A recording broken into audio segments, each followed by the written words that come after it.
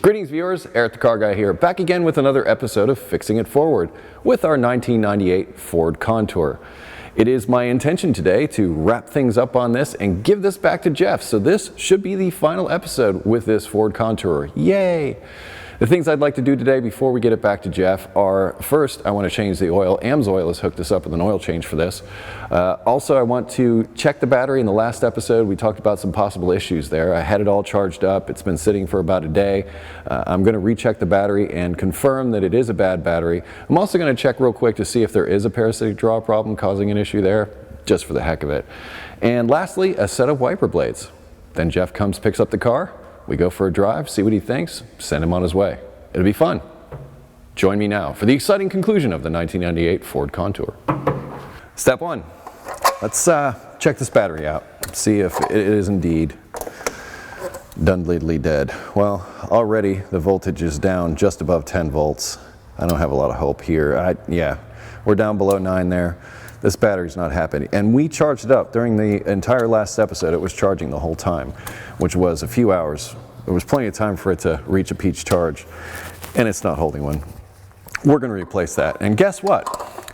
We're going to replace that with funds from Fixing It Forward. Donations from you, the viewers. I'll put a link to that in the description if you're interested in contributing, but we've had many wonderful contributors. We thank them, and we're now going to get Jeff a new battery as a result. Why don't we do that parasitic draw test real quick? The ammeter is set up just the way it was the last time. I'm on the, this time, milliamp scale. There wasn't, you should really start out on the 10 amp scale. I'll put a link in the description to a video that I did about this that you can check out. Move the positive cable, hook our leads up in the series, and let's see, we're on the 20 milliamp scale, so 2.98 milliamps. I think we're good. So that means we replace the battery, we should be good to go. I'm going to position the wiper blades in such a way to where they're easy to replace, remove the battery, and change the oil. Briefly hook this back up so I can get the wiper blades to move. That was strange. Now that those wiper blades are in position, just gonna take this battery out because I'll need to return it for a core. The battery hold down is missing. I'll see if I can find a universal one, but if I can't, I might have Jeff come back at some later time to where I can install one for him. Remember our repair from last time in the body ground? Still fixed. And now we changed the oil.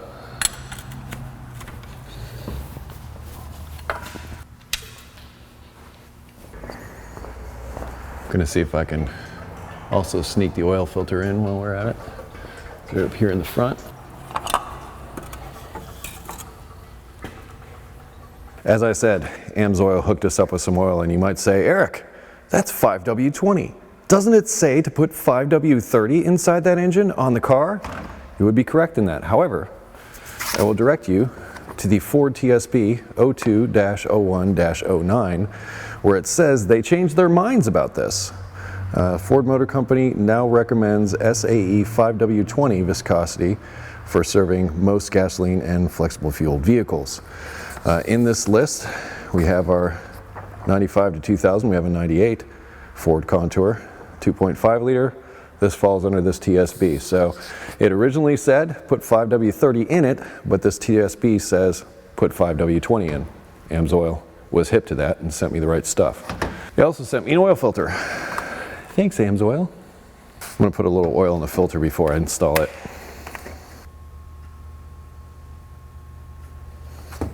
I did that little bit there on purpose.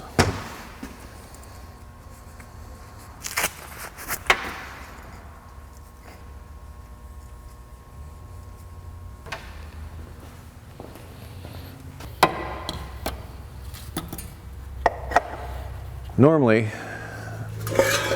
I'd be replacing the crust washer, but I'd have to replace the whole drain plug in this case. Apparently Ford put their washers as part of the drain plug itself, and as a result, well, I don't want to double gasket it, so I'm just going to put it back on the way it is.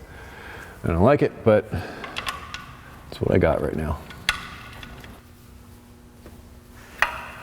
Little house cleaning.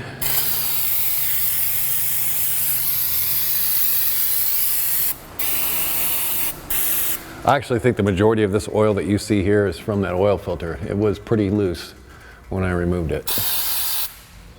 You may remember in a previous episode where I already put air in the tires, so they're all good. They sent me a new fender cover too. Yes, I'm showing it off. I'm gonna start by putting 5 quarts in this. We'll start it up, check the oil level to make sure it's good.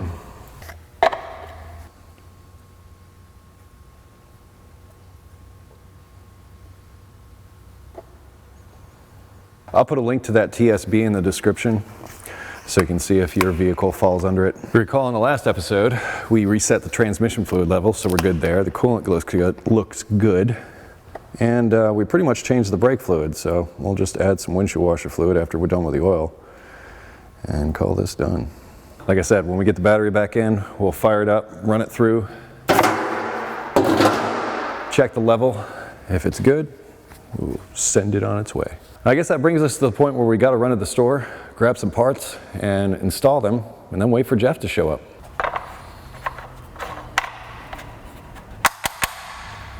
It's got 94,000 miles on it. I'm sorry if I didn't mention that up until now. 94,293. So I'm going to set it at 104,293.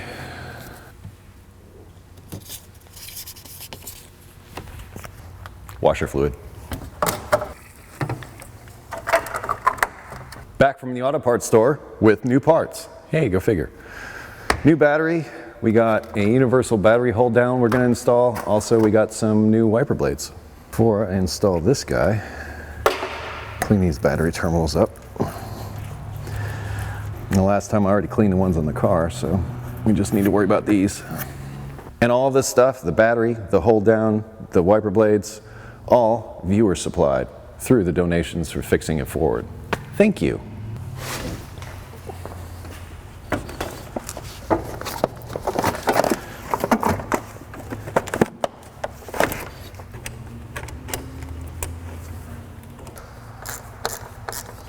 Our universal hold down. I may have to shorten these a bit. Yeah, I think we should. They're kind of long. It's going to quickly see how much we need.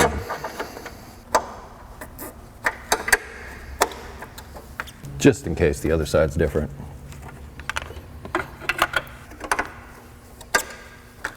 I say if we cut these right about there.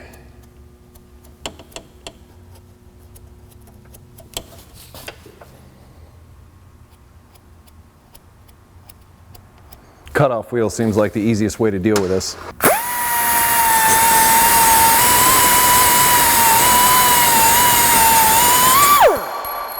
Might need to take it over to the, bench grinder and clean that up a little.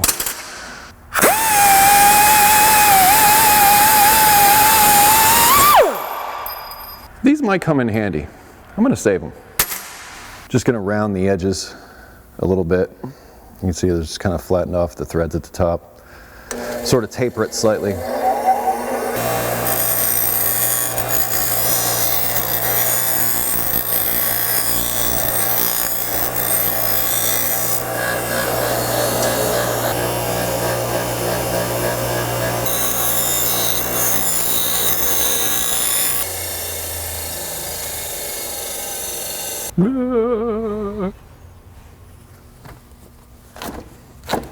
More secure than it was. Yeah, these wiper blades, I don't know if you can even call them wiper blades anymore.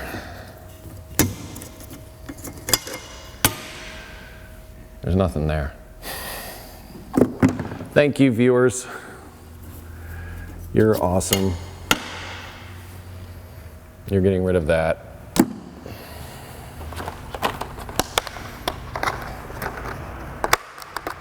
And we're replacing it with this.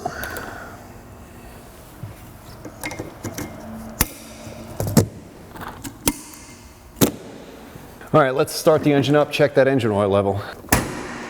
I love being able to open the hood.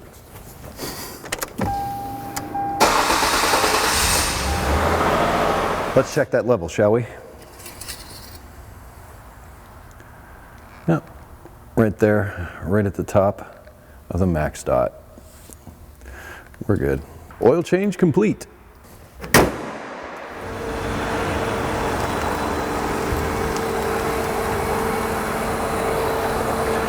Hey, Barbara. Hey, Eric. How's the van? Eric. The van is the van. It's a wonderful ride, let me just say. You're being sarcastic. No, actually, I drove it to Columbus a couple weeks ago. It's so smooth. I love it. Is it? Well, that's good. And one of the reasons, the reason I know Jeff is because Barbara drove him here today, and you've driven him around sometimes to take him to places, and his wife, haven't you? Absolutely. So you've used this van to do good things. Well, Jeff, you want to come in and see your car? Yes. Good to see you, Jeff. How you doing, Dale? I'm doing all right. How you doing? I'm surviving. Yeah. One day at a time. Sometimes it's like that. You were saying something, you got like some other health problems since the last time I saw you, or? Yeah, I came up with some kidney stones. Tomorrow will be 2 weeks. That doesn't sound First fun at one. all. No. I got home, was doing some work around the house, and I just started feeling real bad. Went into the house, sat down for a little while, and that was it. It was full-blown pain. Not fun. Well, let's do a quick walk around. We'll talk about some of the stuff that we did to the car. We'll take it for a quick drive, make sure everything's okay with you, and we can get you back someplace where you can get some rest. Okay. Well, the front of it you can see, and you may have already noticed, Yeah. those headlights are a little bit brighter than they used to be. That was one of the things I wanted to do before it went down. Go buy one of those little $10 kits and clean them up. That's pretty much what we did. I used a kit from 3M to clean those up.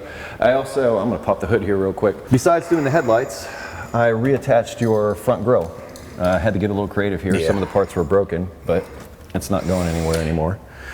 You can now, as you saw, pop the hood open. I had to put a new hood cable in for that, but Sounded like it popped right there. yeah, that's exactly what it did. I think it was the cable itself that kind of froze up on the inside. Ah, okay. Because as soon as I replaced the cable, the latch and everything worked fine, and now we can open and close the hood. There's a little rubber hose here that goes down. This is the fresh air side of the PCV system.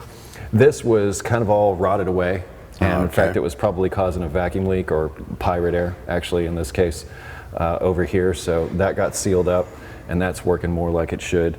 As you can see, we just put this battery in here today. I charged up your battery, I tested it a couple of times, and it failed both times, so we needed to replace that.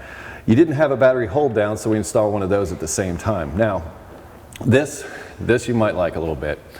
That goes along with it, one of these repairs that happen underneath this battery. You had complained initially that you replaced the fuel pump and everything, and it wasn't starting, and you kept cranking and cranking and cranking it. Yeah. Well, one of the things that I discovered was if you have the HVAC on, so in other words, if you have the blower motor on and you try and start the car, it wouldn't start.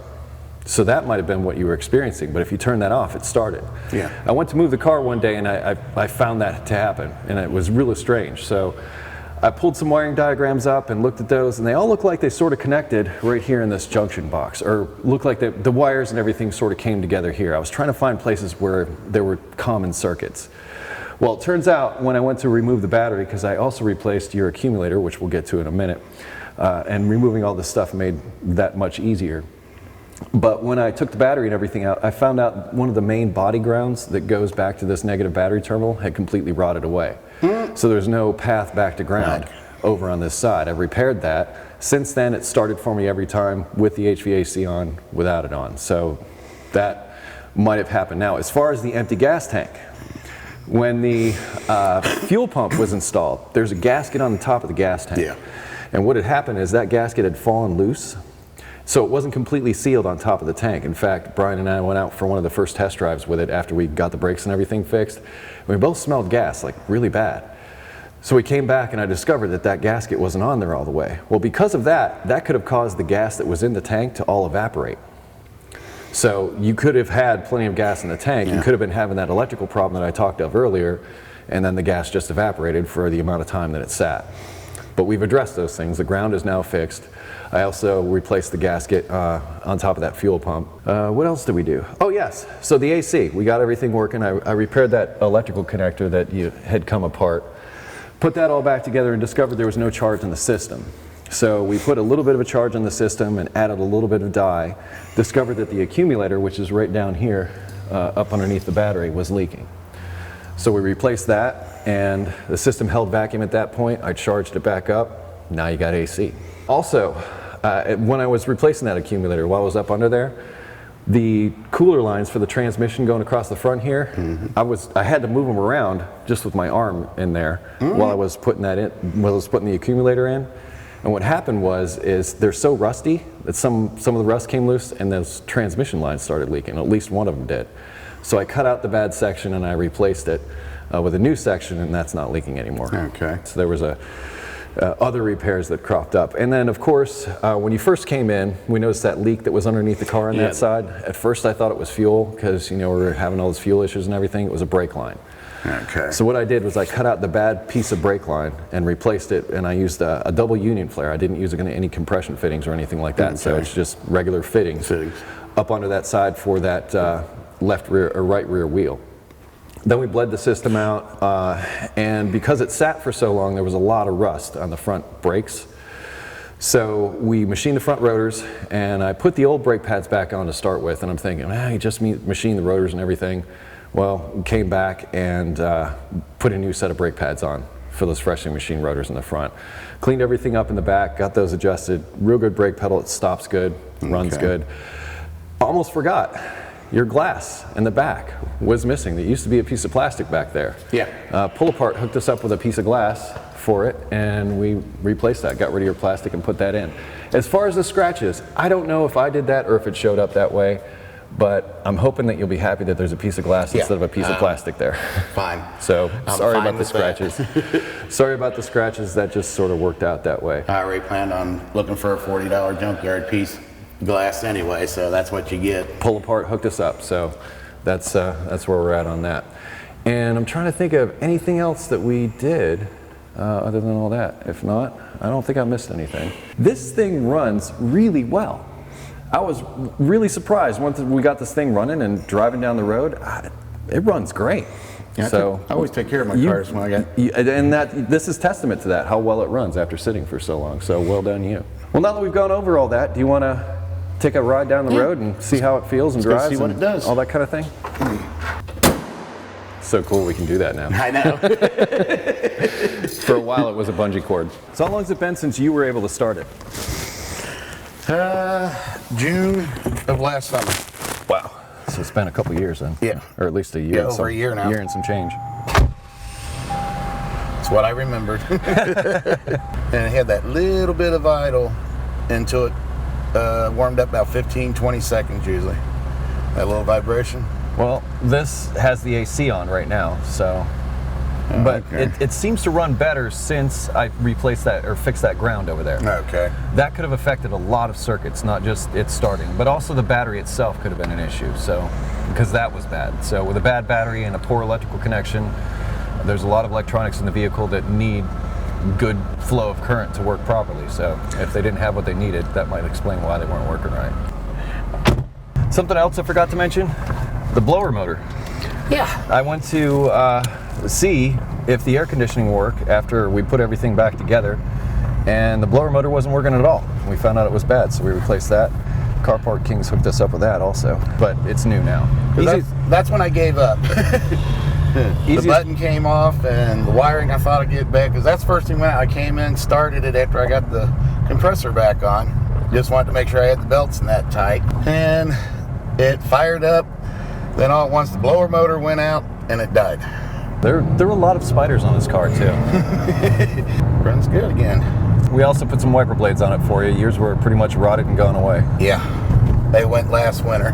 The transmission shift's fine. Oh, that's interesting. It's something else I discovered. I told you about that transmission line that I ended up repairing. Mm-hmm. Well, it turns out that the transmission was actually overfilled by about 3/4 of a quart, almost a full quart.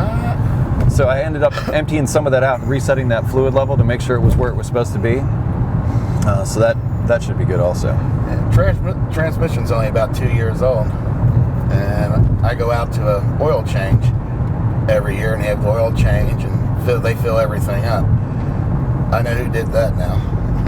For now, it's set where it's supposed to be, and it shouldn't go anywhere, so I'd leave it be. Okay. And as far as your oil change, the AMS oil that I put in here is like 10,000 mile oil. Oh, okay. So you're not going to have to worry about an oil change for a while. Okay, feels good. Yeah, it's surprising for a car that sat as long as it did, how well it's running down the road now. Yeah, I figured if it sat through this winter, it'd be a parts car. I was glad we were able to bring it back. Give it a little life still. You know, and surprisingly, I don't know if it's coming off of working on Barbara's van or what, but this seemed much easier in comparison to work on this car than it did on the Barbara's van. I'm just saying. I had a much easier time with this one. Yeah, still got her pickup. Yeah. That was one of the first things that ever impressed me about the car when I took it out for a test drive. What's that? It got up and moved. Yeah, well, with the V6, it's kind of a light car, too. But I was also impressed how smooth it ran and how much power it had. I mean, I like this car. Yeah, I did a little research on it before I found them. It's based on a European style. And my wife didn't like that because I've never paid $100 in my life for a battery. And that was the first thing I had to put in it. New battery. That's what this would cost. Yep, $100. I looked everywhere. There was none cheaper, none more expensive. Well, this was actually part of Ford's World Car. So in the UK, they called it a Mondeo. Oh, okay. And here they called it a Contour. So it is in essence the same car. In fact, I've had several viewers tell me, that's a Mondeo. So they just call it something different, but it is the same car. So are you happy to have it back? Yes. Air's nice and cool too. I noticed that. That's what I was trying to get back last summer. Yeah, it was only 70 degrees the day I fixed it, but I got it down to like almost 40 degrees as far as vent temps. So That's cold. it's cold. I'm glad we were able to bring it back, get it back on the road. All right, thank you. You're very welcome. So what'd you think, Jeff? Oh, it runs great now. And the air blows cold. Yeah. Which is what you were setting out to do when you started before this whole thing's, ended up where it is. Special thanks to Car Part Kings, Pull Apart, Amsoil, and also you, the viewers, for helping out with this project. Your contributions went directly towards fixing this car for Jeff, so yay. I appreciate But now it. Jeff's going to be able to drive away on his own, under its own power. Yeah. No tow truck this time. No tow truck this time, yes. Jeff, I want to thank you once again for participating in the Fixing It Forward project. If you have automotive questions, I'd ask you to head over to EricTheCarGuy.com. Welcome video there to tell you about the stuff we have to help you. If you wish to connect with me socially, I can be found on Google+, Facebook, Twitter, also Instagram.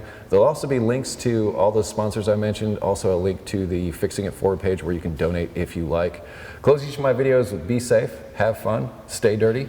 Take care, Jeff. Thank you, sir. See you later.